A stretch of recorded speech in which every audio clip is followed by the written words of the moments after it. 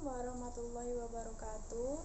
Perkenalkan, saya Yesika Nurmalasari. Saya dari Sosiologi 2019B. Kali ini saya berkesempatan untuk menjelaskan mengenai teori kritis dari Theodor Ludwig Adorno dengan salah satu gagasan intinya yaitu emansipasi dan rasionalitas.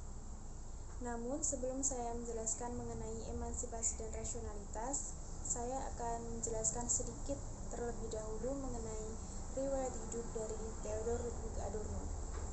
Berikut adalah riwayat hidup dari Theodor Adorno.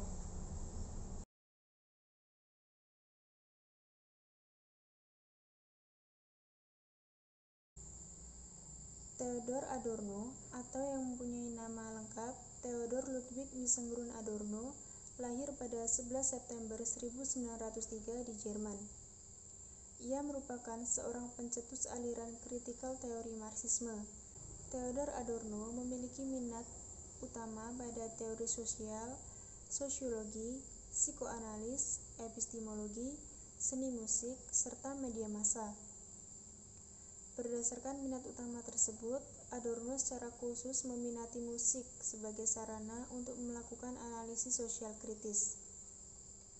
Adorno meninggal pada tahun 1969 di usianya yang ke-65 tahun di Switzerland.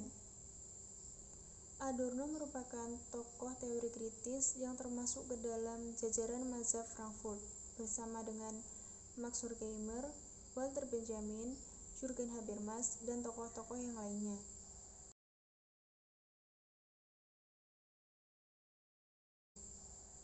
Kiprahnya di jajaran mazhab Frankfurt tersebut dipengaruhi oleh pemikiran-pemikiran seperti Immanuel Kant, Hegel, Karl Marx, Sigmund Freud, dan tokoh-tokoh yang lainnya.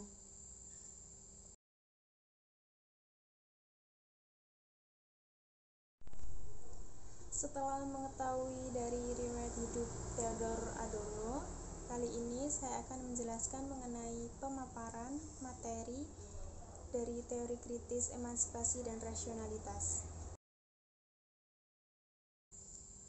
Adorno memiliki karya yang berjudul Dialektik der Aufklärung yang diterbitkan pada tahun 1944. Karya tersebut dibuat dengan rekannya, yaitu Max Horkheimer, yang mana buku tersebut menceritakan bahwa peradaban modern bergerak menuju self-destruction karena apa yang rasional sebagai alasan telah ditransformasi menjadi irasional, yakni modal yang mendominasi tidak hanya alam, namun manusia juga menjadi pelaku dari self-destruction tersebut. Modal merupakan rasionalisasi kemanusiaan dan identik dengan penyebab utama fasisme atau rezim totalitas yang lainnya. Oleh sebab itu, pembebasan manusia harus didorong bukan dengan mengembangkan diskursus rasionalitas atau rasionalisme, melainkan dengan praksis voluntaristik untuk membuka bagi perwujudan emansipasi manusia. Adorno memperlihatkan dalam pemikiran-pemikiran penilaian negatif terhadap pencerahan sebagai reifikasi manusia. Apa yang dirayakan sebagai kehebatan ilmu pengetahuan tidak lain adalah pemujaan saintisme yang menggelontorkan manusia sebagai objek penderita dalam kekuasaan ilmu-ilmu positivistik. Berdasarkan penjelasan dari Adorno mengenai perwujudan emansipasi manusia, dan juga penjelasan mengenai pemikiran-pemikiran penilaian negatif terhadap pencerahan sebagai reifikasi manusia, Adorno menjelaskan teori kritis sebagai kritik atas reifikasi. Berdasarkan kritik yang dicetuskannya, Adorno melihat industri kebudayaan memanipulasi masyarakat melalui iklan dengan akibat menciptakan masyarakat yang pasif, karena kesenangan yang mudah diperoleh melalui konsumsi budaya populer. Jadi, dengan maraknya iklan yang ditampilkan di media massa, masyarakat mulai tertarik terhadap barang-barang atau hal yang bisa dikatakan tidak penting menjadi keinginan yang harus dipenuhi. Adanya perilaku tersebut, mau tidak mau masyarakat akan menjadi konsumtif. Budaya massa tersebut membuat orang menjadi patuh begitu saja terhadap tuntutan konsumeristik. Budaya populer menciptakan kepuasan semu bagi pribadi karena apa yang dilakukan dan dinikmati tidak berdasarkan kebutuhan yang benar, yakni kebebasan, kreativitas, dan kebahagiaan sejati. Itulah bahwa kapitalisme mengondisikan budaya massa konsumeristik sehingga adanya pengkaburan garis pemisah antara kebutuhan yang benar dan yang salah. Oleh karena itu, adanya media massa yang menampilkan iklan-iklan komersial secara tidak langsung akan menggait masyarakat menjadi masyarakat yang konsumtif. Masyarakat tidak akan memikirkan mengenai kegunaan suatu barang hanya untuk memenuhi keinginan mereka. Terwujudnya keinginan tersebut akan menyebabkan kebahagiaan semu dari dalam individu, karena mereka hanya akan memperoleh kebahagiaan apabila keinginan mereka terpenuhi. Adorno menyerang akan positivisme dalam ilmu-ilmu sosial budaya dan dalam filsafat karena dinilainya terlampau kuantitatif dalam menentukan standar keilmiahan sebuah ilmu.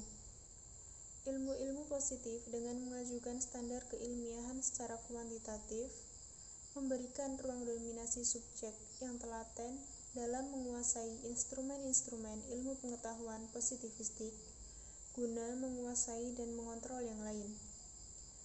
Inilah yang merupakan hasil pencerahan yang bersifat negatif karena ilmu pengetahuan melalui metode empirisnya menghilangkan identitas manusia sebagai pribadi yang bebas. Bagi Adorno, janji proyek pencerahan untuk menghasilkan sintesis ilmu pengetahuan yang membebaskan manusia tidak berhasil, kecuali menjadi sebuah mimpi buruk. Pemanfaatan rasionalitas dalam ilmu pengetahuan yang positif telah menindas kebebasan manusia karena dampak menyeluruh dari industri kebudayaan bersifat sebaliknya, yakni anti pencerahan.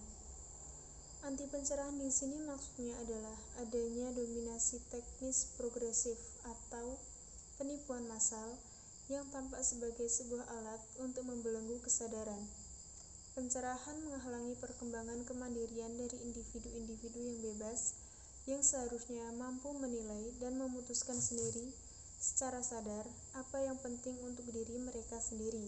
Kemudian, Adorno bersama rekannya, Max Horkheimer, juga beranggapan bahwa pencerahan yang dipandang sebagai kemajuan dari cara pandang mitologis sebenarnya telah menjadi sebuah mitos. Maka dari itu, mitos nantinya akan menghasilkan penindasan dan penguasaan manusia yang satu dengan yang lainnya.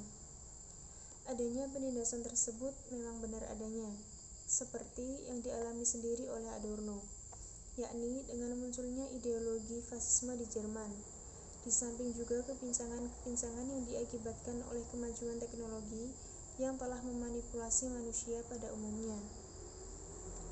Nah, salah satu dampak kemajuan teknologi yang telah memanipulasi manusia adalah adanya sifat konsumtif seperti yang telah dijelaskan di awal tadi.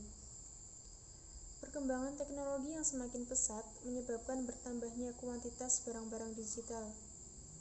Dengan bertambahnya barang-barang digital tersebut, maka perusahaan yang membuat akan meluncurkan iklan-iklan di media massa. Sehingga dengan begitu, secara tidak langsung masyarakat akan merasa bahwa barang digital yang dimilikinya sudah terlampau lama atau jadul. Sehingga mau tidak mau masyarakat akan membeli barang digital yang lebih baru lagi berdasarkan iklan di media massa yang dilihatnya. Apabila masyarakat memiliki sikap seperti itu, maka akan menjadi masyarakat yang konsumtif. Sekian mengenai pemaparan tentang materi teori kritis dari Theodor Ludwig Adorno dengan tema emansipasi dan rasionalitas. Semoga apa yang saya sampaikan bisa bermanfaat bagi kita semua. Sekian, terima kasih dan wassalamualaikum warahmatullahi wabarakatuh.